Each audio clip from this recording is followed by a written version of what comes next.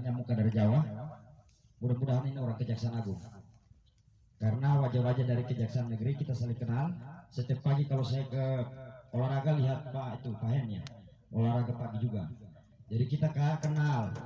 Tapi yang pakai topi ini kelihatannya orang-orang Kejaksaan Agung. Terima kasih berkunjung di negeri kami. Negeri kami yang terpencil.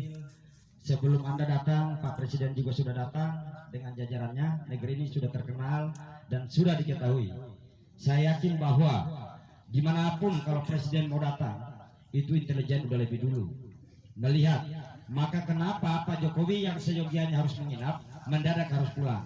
Karena tingkat ketidaksukaan, tingkat ketidakpuasan bagi kepala daerah ini 80% tidak suka.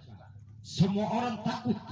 Makanya saya kasih nama Tete Momo. Tete Momo itu adalah momok yang menakut-nakuti anak kecil. Kami di sini Pak Jaksa, teman-teman di Kejari tidak usah dengar, cukup teman-teman di Kejaksaan Agung karena mereka sudah bebal, mereka tuli. Maka aspirasi kami ini saya hanya menyampaikan kepada teman-teman Kejaksaan Agung. Semoga aspirasi kami dapat tersampaikan ke sana dan mengetuk hati batin saudara-saudara. Tempat kami ini Pak, kalau ada yang berteman dengan kita, ada yang nyapa kita, bahkan nge-like status Facebook saja di nonjok Pak. Nge-like status Facebook saja di nonjok, dibuang ke pulau-pulau terpencil sana Pak. Ini gaya-gaya pemimpin komunis. Fakta yang terjadi di negeri kami Pak. Ini fakta Pak. Saya sering berkata berkali-kali, sepupu kandung saya, sekretaris dinas perikanan, sampai saat ini kami tidak bisa saling nyapa Pak. Padahal bersebelahan rumah ini. Karena begitu nyapa saya, langsung nonjok. Begitu nyapa, langsung nonjok. Saya pun anggap tidak kenal, sepupu kandung saya Pak. Artinya, kejaksaan sebagai unsur ataupun elemen struktur penyelenggara negara termasuk di dalamnya. Dalam kewenangan sebagaimana yang diatur, sebagaimana yang diamanatkan undang-undang, bahwa kejaksaan adalah satu-satunya lembaga yang mengeksekusi, yang memutuskan naik tidaknya sebuah tindak pidana kepada tahapan penuntutan. Satu-satunya lembaga yang menentukan lolosnya sebuah tindakan pidana, tindakan hukum sampai ke meja hijau adalah kejaksaan. Dengan kata lain, kejaksaan adalah eksekutor. Kejaksaan mewakili bangsa, mewakili individu-individu bangsa untuk melakukan penuntutan.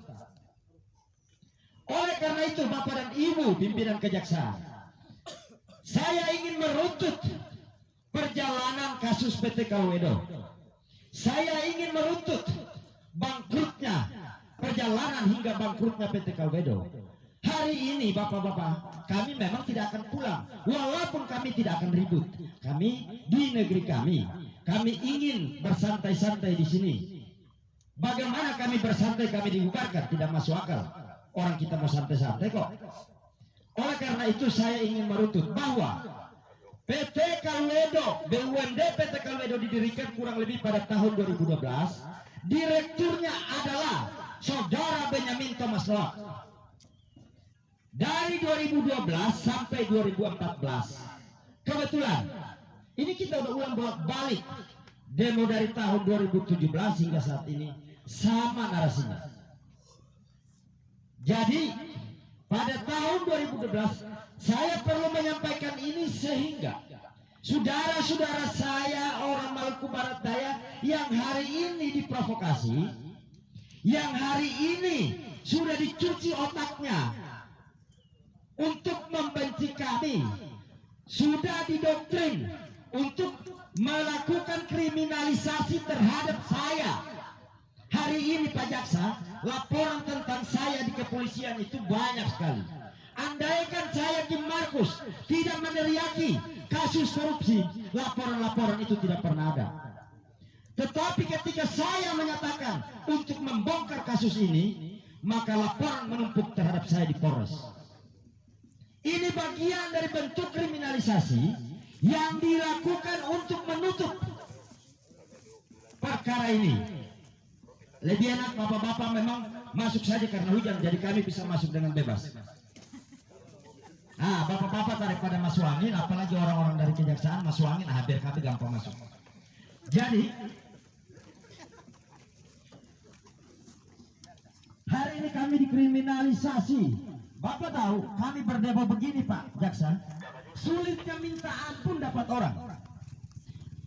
Kemarin kami mau datangkan dari Motimun, kepala desanya dicetak telinganya, jangan. Akhirnya masa tidak datang. Orang Basudara Upunya pun sama. Begitu kita mau demo ajak mereka, tiba-tiba adiknya Bupati Botak itu datang. Kalian mau bangun gereja ya? Mau bangun jalan setapak ke kalian ya? Boleh, boleh, kami bantu. Kapan mau dibangun? Tetapi kalau hari ini Basudara Upunya tidak ikut saya demo, tidak pernah mereka datang aja. Artinya bapak-bapak jaksa, bapak-bapak memiliki intuisi penegak hukum. Kalau orang tidak korupsi, kalau orang tidak pencuri, kalau orang tidak melakukan kesalahan, tidaklah mungkin melakukan pembatasan-pembatasan. Tidak mungkin. Bapak-bapak memiliki intuisi penegak hukum. Saya percaya ketika bapak-bapak lulus sebagai jaksa adalah orang-orang terbaik dari jutaan atau ribuan orang yang mendaftar. Pasti memiliki intuisi. Saya lanjut. Kemudian pada tahun 2012 sampai 2014 saudara Benyamin Thomas Noack menjadi direktur, dan kemudian pada tahun 2014 akhir dia mengikuti proses pemilihan kepala daerah. Pada saat itu kebetulan kami kompetisi, saya ikut sebagai peserta juga. Nah, lalu begitu Benyamin Thomas Noack mengikuti proses pilkada, diangkat, ditunjuklah PLT. PLT itu adalah Billy Ratohonloi. Billy Ratohonloi pasti bapak tahu karena dia sementara ada di ruang pertahanan. Lanjutnya 2016 dan 2017 ditunjuklah PLT Lukas Tapilo. Jadi perjalanan PT Kalbedo itu ada 5 direktur. Alasan Lukas Tapilo dan Billy kemudian didakwa pasti bapak-bapak jaksa sudah tahu karena salinannya dan bapak-bapak yang melakukan proses. Tetapi bapak-bapak harusnya tahu kenapa saudara Benyamin Thomas Noack belum dipanggil. Saya bercerita Pak. Saya bercerita bapak-bapak dari Kejaksaan Agung. Pada sekitar tahun 2019 nanti pada saat kepentingan penyidikan saya akan memberikan data rincinya. Pada sekitar tahun 2019 seorang Kejati menelpon teman saya. Kami kebetulan satu mobil. Bang, saya ini abang ini udah mau pensiun. Abang ini udah mau pensiun, carilah uang pegangan buat abang. Saya dengar. Terus abang ini nanya, di tempat kamu ada masalah apa? Saya bilang ada. Bupati saya itu mau tersangka. Akhirnya singkat cerita, kami bertemu pertama di Pasir Pelis di belakang Polda Metro. Kami deal. Oke, angkanya berapa? Kemudian saya pergi ambil uangnya di satu apartemen. Saya taruh di kopor itu. Kopor itu sudah saya serahkan sebagai bukti petunjuk. Bukti permulaan. Kopor itu saya namakan kopor hijau Pak. Kebetulan saat itu saya mau pulang kampung. Kopornya bagus, saya salin isinya Pak. Pengambilan pertama 500 juta Pak. Saya ambil isinya. Kemudian saya bawa kopornya pulang kampung. Nah, saya serahkanlah uang itu. Yang kedua, 1 miliar dalam bentuk transfer.